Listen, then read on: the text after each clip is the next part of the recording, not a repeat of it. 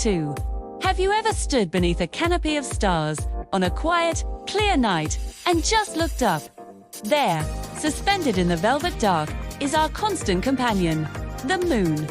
Sometimes it's a brilliant silver coin, flooding the landscape with a soft, ethereal glow.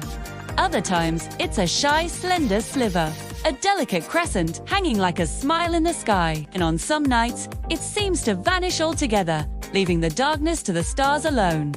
It's a celestial dance we've witnessed for all of human history.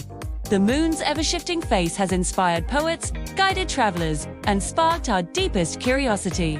It begs the question, why does the moon change its shape? Does a part of it truly disappear into the shadows, only to be reborn? Or is there a grander, more elegant explanation unfolding above our heads? The truth is not a story of vanishing, but a story of perspective. It's a tale of light, shadow, and a cosmic ballet between three partners: the sun, the earth, and the moon.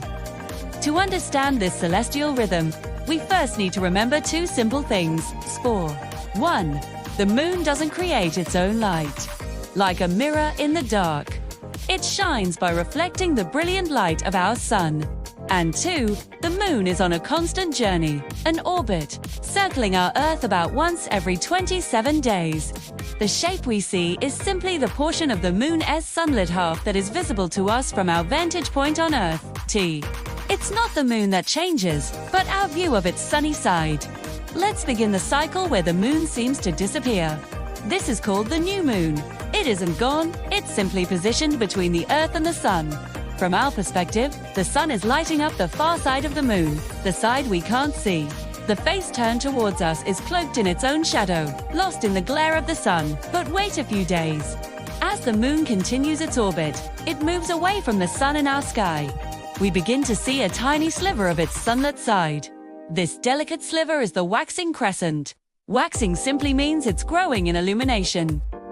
That beautiful, thin crescent marks the moon's return to our night sky. As the days pass, the sliver grows. Soon, we see a perfect half circle of light. This is the first quarter moon. It might seem like we're seeing half the moon, but remember, we are seeing half of the sunlit asterisk portion. The moon is a quarter of the way through its monthly orbit around Earth. At this stage, if you could fly out into space, you'd see the sun, Earth, and moon forming a right angle. V sunlight is hitting the moon from the side, illuminating one half of the face we see. The light continues to grow, and the shape swells past a semicircle. This is the waxing gibbous phase. Gibbous comes from a Latin word meaning humpbacked, perfectly describing that more than half but not quite full shape. The anticipation builds with each passing night as the darkness on the moon's face shrinks.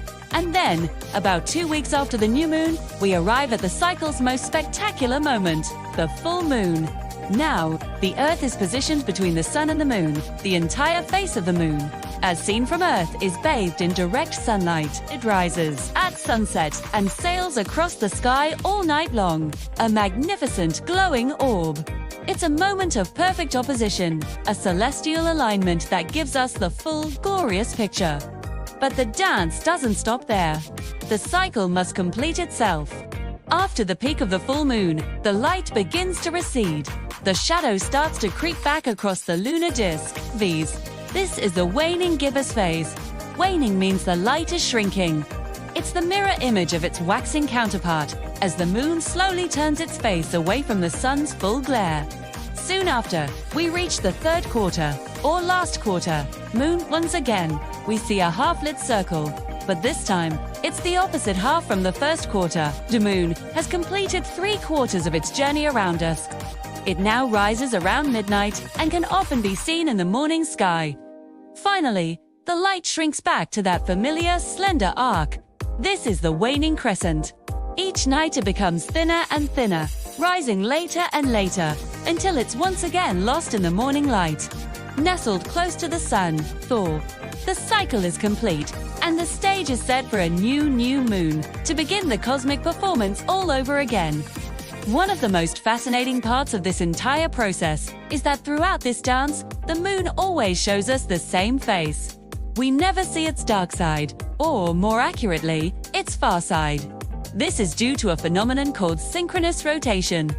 Over billions of years, Earth's gravity has locked the Moon's rotation, so it spins on its axis at the exact same rate it orbits the Earth. One spin, one orbit. It's like a dancer who keeps their face turned towards their partner throughout an entire waltz. So, the Moon doesn't truly change. It is always whole, always a sphere, eternally journeying through space. But what changes is our perspective. What changes is how the light falls upon it from our unique place in the cosmos. It's a monthly reminder that what we see is often just a fragment of a greater reality. The crescent is no less a moon than the full, and the new moon, though hidden, is still there, waiting for its moment to catch the light. The next time you look up at the night sky and see that familiar shape, whatever it may be, take a moment. Appreciate the silent cosmic story. It's telling a story of orbits and light, of perspective and rhythm. It teaches us that even in darkness, there is the promise of returning light. What appears to be changing is sometimes just revealing a different part of its constant, beautiful self. Thank you for joining me on this journey through the lunar phases. If you enjoyed this cosmic story, please consider liking this video and subscribing to the channel for more explorations into the wonders of our universe. Keep looking up.